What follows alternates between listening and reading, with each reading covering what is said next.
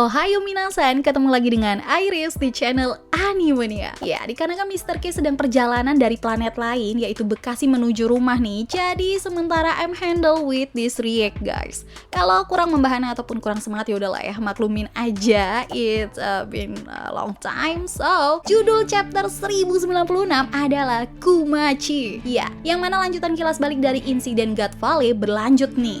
Sekarang tanpa basa-basi, Oda itu langsung ngasih lihat ke kita beberapa Holy Knight lainnya guys. Yang tak kenapa nih kalau kalian lihat secara sekilas ya, orang-orang itu malah mengingatkan kita kepada anak-anak kecil yang pernah bersama dengan Mother Carmel. Ya entah bener atau enggak atau malah kayak ya cuma mirip doang nih. Tapi guys, rasanya beberapa dari mereka itu ngingetin kita ke anak-anak kecil itu. Pasalnya nih, mulai dari Holy Knight yang menggunakan topeng sampai yang perempuan muda, mukanya itu agak-agak mirip sama mereka. Entah itu cuma perasaan aku doang atau kayak ya udahlah anggap aja cocokologi kali ya. Ya karena emang secara asumsi guys, kita itu dibuat beranggapan kalau mereka itu semua udah mati. Karena ya kita sendiri tahu ya kan dari masa lalu Big Mom kalau dia itu kehilangan semua teman-temannya dan bahkan Mother Carmel itu sendiri. Jadi ya emang belum bisa dipastiin tuh apakah itu emang beneran mereka atau gimana gitu.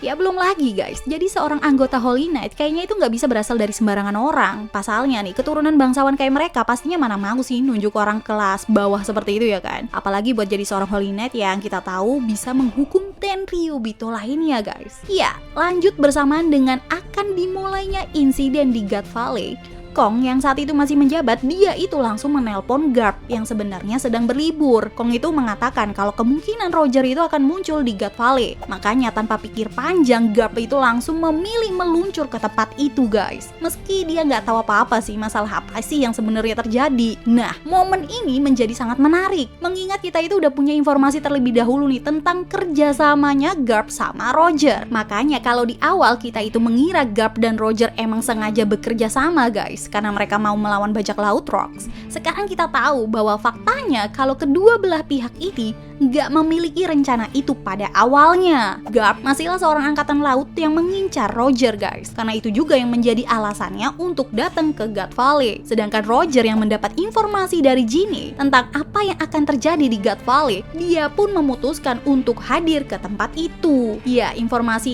ini yang mana juga dimiliki nih oleh bajak laut Rocks. Karena ternyata Ginny itu bisa dibilang memiliki peran yang sangat penting guys. Mengingat dialah orang yang membocorkan segalanya ke pihak bajak laut. Alhasil ya, dua bajak laut besar menjadi datang ke God Valley. Padahal awalnya kita mengira kalau Rocks itu emang udah memiliki informasi terlebih dahulu guys. Dan emang dia yang sengaja gitu ngincer julukan sebagai Raja Dunia. Makanya God Valley itu diisi oleh orang-orang dari pemerintah dunia yang tentu aja menjadi tempat di mana untuk seorang Rocks disebek mewujudkan impiannya guys.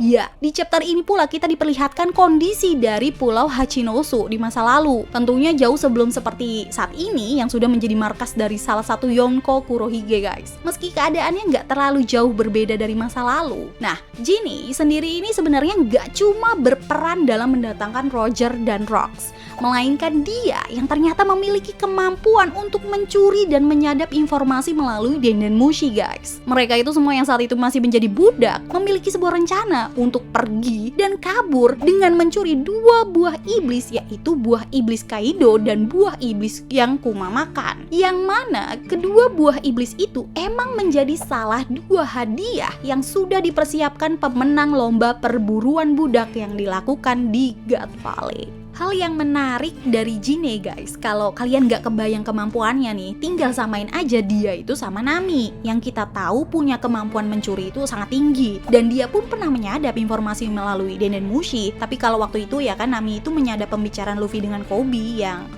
pada akhirnya itu malah ngebuat dia memiliki informasi tentang dunia baru dan Campbell guys. Oke, kita sedikit bergeser nih ke momen Garling waktu masih muda. Di sini nggak terlalu banyak juga nih diperlihatkan ke kita guys kalau seperti apa sih sebenarnya kekuatan dari Sen Garling ini. Tapi apakah dia emang sangat kuat di masa mudanya atau malah ciut waktu bertemu bajak laut macam kayak Roger ataupun Rock? Itu kita belum diperlihatin guys. Soalnya yang paling menarik dari chapter ini adalah bagaimana momen setiap fraksi itu datang ke God Valley diperlihatkan. Dimana momen itu pun harusnya membuat kita sadar betapa mengerikannya bajak laut Rocks di masa lalu. Ya kalau ngelihat Garp dan Bogart atau Roger bersama Scooper Gaban guys dan Relic, mungkin kita udah nggak terlalu kaget. Tapi untuk pertama kalinya melihat pasukan lengkap dari bajak laut Rocks, siapa sih yang mengira kalau mereka ini memiliki kru semonster itu guys, yang bisa ngebuat mereka itu bahkan kalah di perang God Valley ini. Bayangin aja orang-orang kayak si Rohige, Kaido, Big Mom, Shiki, Miss Bakin, bahkan yang paling mengejutkan adalah Nyonba guys, atau Gloriosa yang dulunya merupakan pemimpin dari suku Kuja.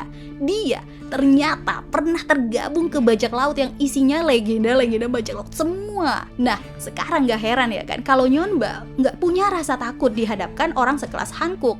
Selain mereka itu dulunya emang posisinya sama, Yonba itu pastinya punya banyak pengalaman dalam pertempuran juga guys, karena menjadi bagian dari bajak laut Rocks. Ya hal lumrah buat mereka semua gitu. Sayangnya nih emang karena kurang kompaknya bajak laut ini. Ya gimana mau kompak ya kan, orang isinya aja monster-monster semua coy. Pasti mereka itu punya tujuan masing-masing, sehingga gak heran kalau di setiap pertempuran gak ada yang namanya tolong-menolong antar kru, kayak yang biasa kita lihat di kru SHP gitu.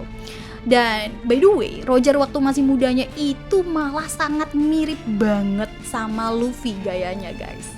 Cuma masih nggak kebayang sih pertempuran yang diisi oleh monster-monster kayak gitu guys. Apa kuat pulaunya nahan benturan haki raja yang dimiliki sama banyak orang di satu tempat? Benturan antar dua Yonko aja dulu waktu dikasih lihat itu udah pasti ngebikin awan jadi terbelah ya kan. Apalagi ini benturan dari orang-orang kuat doang guys, yang pasti nggak bakal kuat itu pulaunya untuk nahan kerusakan yang ditimbulkan oleh peperangan tersebut. Nah sekarang kita balik lagi nih ke momen para budak, yang mana awalnya Ivanov itu sama Kuma guys udah berhasil menjalankan rencana mereka. Buah iblis Nikyu Nikunomi sama Uowonomi model Shiryu juga udah di tangan masing-masing guys.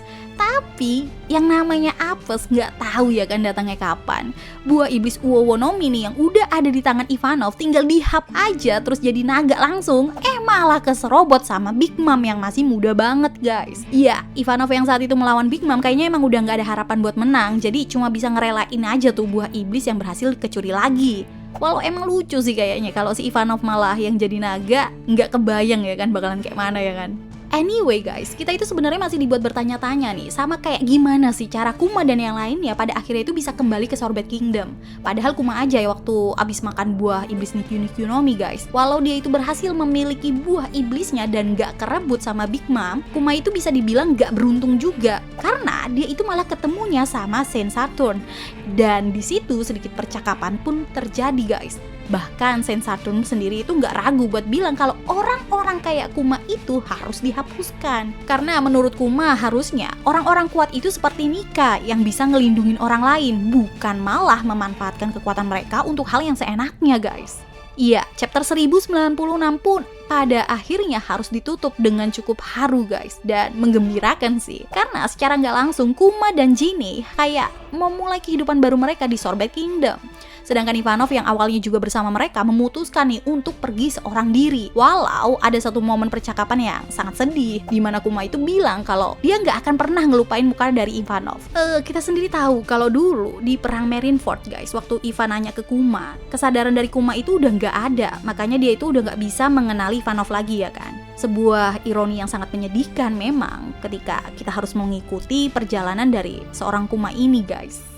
But overall, kilas balik yang diperlihatkan di chapter 1096 ini sangatlah menarik sih untuk diikuti guys. Walau bisa dibilang setiap momennya itu masih belum terlalu detail, tapi seperti biasa Oda Sensei pasti sedang nyiapin sesuatu yang bakal bikin kita kebingungan lagi. Kayak contohnya aja Shaki yang banyak orang berteori kalau dialah yang jadi salah satu anggota dari bajak laut Rocks. Malah nyatanya Nyonba lah ya kan yang sempet ikut berlayar di kapal seorang bajak laut Rocks di Sebek. Oke, kayaknya cukup segitu aja dulu nih untuk konten kali ini guys. So, see you again next time. Adios, Caramelo. Stay safe everyone. Salam Animania.